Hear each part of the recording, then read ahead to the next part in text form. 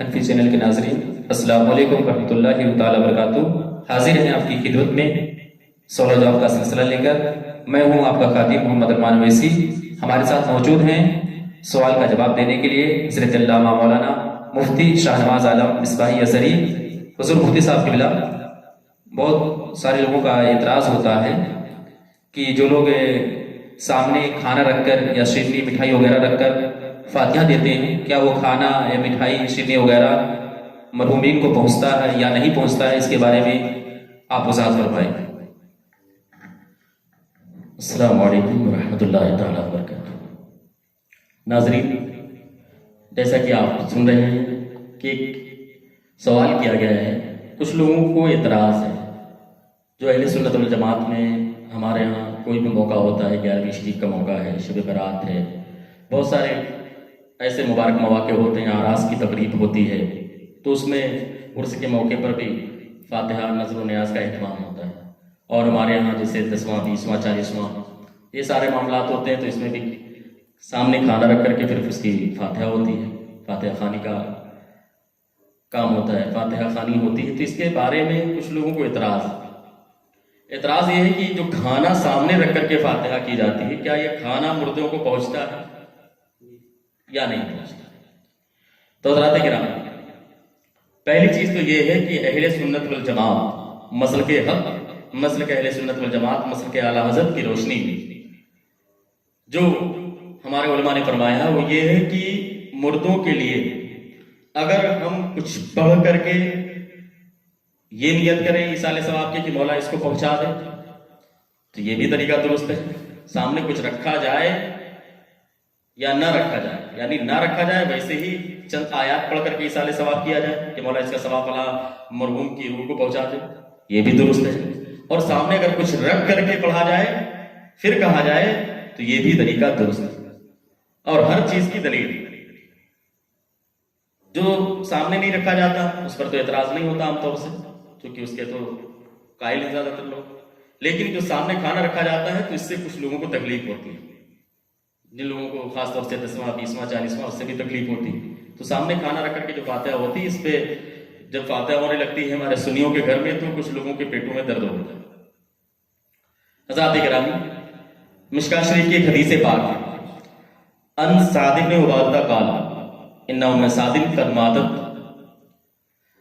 حضرت سعد بن عبادہ سے روایت ہے کہ پیارے آقا کی بارگاہ میں حاضر ہیں، آپ عرض کرتے ہیں کہ ام سعد کا انتقال ہو گیا۔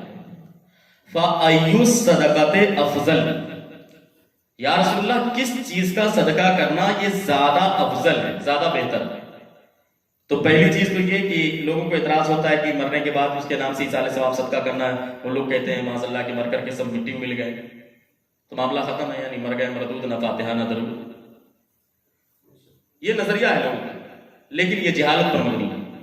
تو پہلی چیز تو یہ ہے کہ صدقہ کرنا یہ تو جائز ہے، جیسا کہ آپ نے اس سے پہلے سوال جواب کے سلسلے میں آپ نے سنا بھی ہوگا، اس کی باقاعدہ دلیل بھی موجود ہے، اس کو آپ اسی حنفی چینل کے آفیشیل پر سرچ کر کے دیکھ سکتے ہیں۔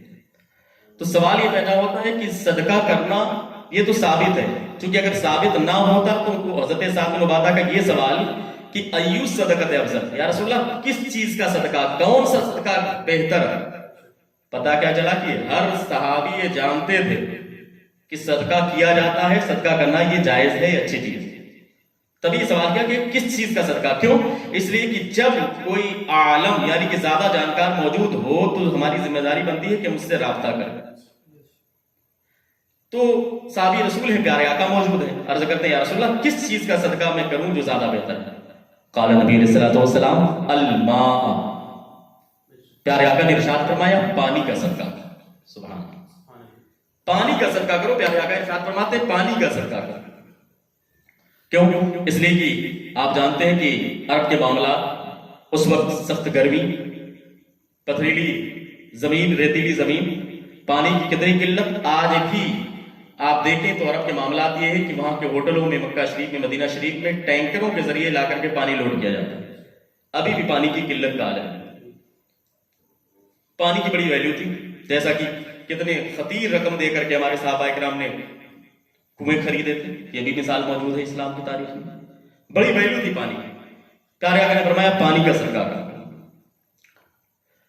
अब मुहद्दिसीन जब इस हदीस की शरह करते हैं तो फरमाते हैं कि प्यारे आका ने उस दौर के हिसाब से फरमाया कि पानी का सदका करो, लेकिन अब इस हदीस पाक की रोशनी में अगर कोई किसी का इंतकाल हो जाए, कोई सदका करना चाहे और वो आए आलिम दीन से राब्ता करे और कहे कि मेरे वालिद का इंतकाल हो गया है, मेरी वालिदा का इंतकाल हो गया है, मैं किस चीज का सदका करूं जो ज्यादा बेहतर है, तो हमारे मुहद्दिसीन फरमाते हैं, उलमा फरमाते हैं, उन्होंने रहनुमाई फरमाई है कि एक आलिम की जिम्मेदारी है कि वो दौर और हालात के पेश नजर देखे कि किस चीज की ज्यादा जरूरत, जिस चीज की ज्यादा जरूरत होगी आलिम कहेगा कि इस चीज का सदका करना ये तुम्हारे लिए ज्यादा बेहतर है।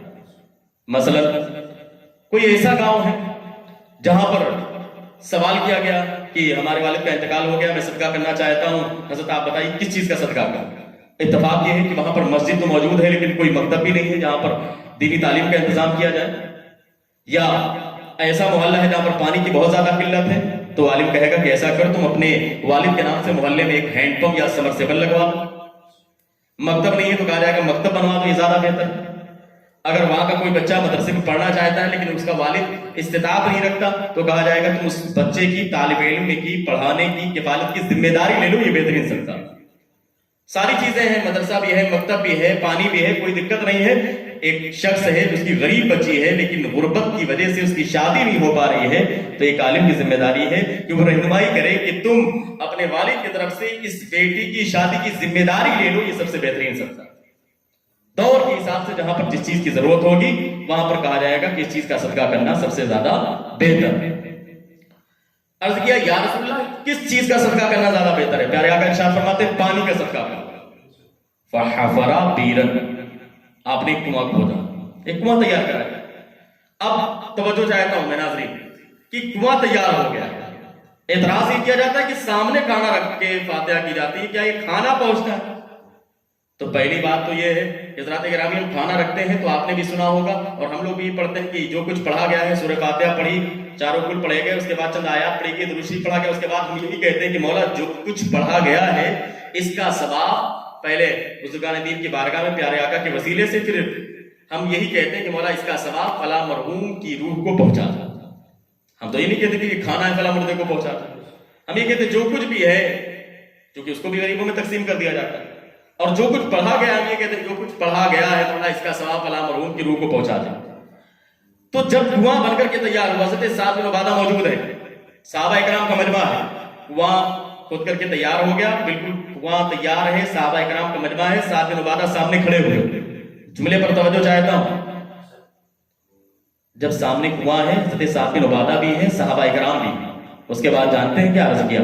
हज़रत साद बिन उबादा कुआं सामने मौजूद है, अर्ज करते हैं हाज़िही, ऐ मौला हाज़िही ले उम्मे साद, ऐ मौला इसका सवाब उम्मे साद को पहुंचा दे। यानी ये कुआं जो तैयार हुआ है सामने है, मौला इसका सवाब उम्मे साद को पहुंचा दे। तो हम भी तो ये कहते हैं जो कुछ खाना है या जो कुछ भी है मौला इसका सवाब फला मरहूम की रूह को पहुंचा दे।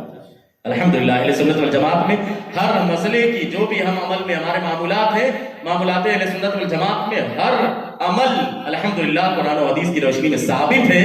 मज़हब हक, मसलक हक, मसलक अहले सुन्नत वल जमात, मसलक आला हजरत की रोशनी में कोई भी ऐसा मसला नहीं है जो कि कुरान और हदीस से अलग हो। अल्हम्दुलिल्लाह हर मसला कुरान और हदीस की रोशनी में साबित है, हमको अमल करना चाहिए, लिहाजा ऐसा करना बिल्कुल दुरुस्त है। चाहे ना रखा जाए वैसे ही साले सवाब किया जाए तब भी ये दुरुस्त है, और सामने रख करके कहा जाए तो ये भी तरीका दुरुस्त है। अल्लाह रब्बुल इज्जत की बारगाह में दुआ है कि हम सबको कुरान और हदीस को समझने की और उलमा की रहनुमाई पर अमल करने की हम सबको तौफीक अता फरमाए। वल्लाहु आलम व रसूलुहु आलम सल्लल्लाहु तआला अलैहि वसल्लम। अस्सलामु अलैकुम व रहमतुल्लाहि तआला। माशाअल्लाह हुज़ूर मुफ्ती साहब क़िबला ने बहुत ही बेहतरीन अंदाज में हम नाज़रीन की रहनुमाई फरमाई, और अल्लाह की बारगाह में दुआ कि अल्लाह ताला हम सबको अपने सलीम और दीन की सही समझ अता फरमाए। और फिर नाज़रीन इजाज़त चाहेंगे, हम आपसे फिर इंशाअल्लाह आपकी खिदमत में हाजिर होंगे सवाल जवाब का सिलसिला लेकर। अस्सलामु अलैकुम व रहमतुल्लाहि व बरकातहू।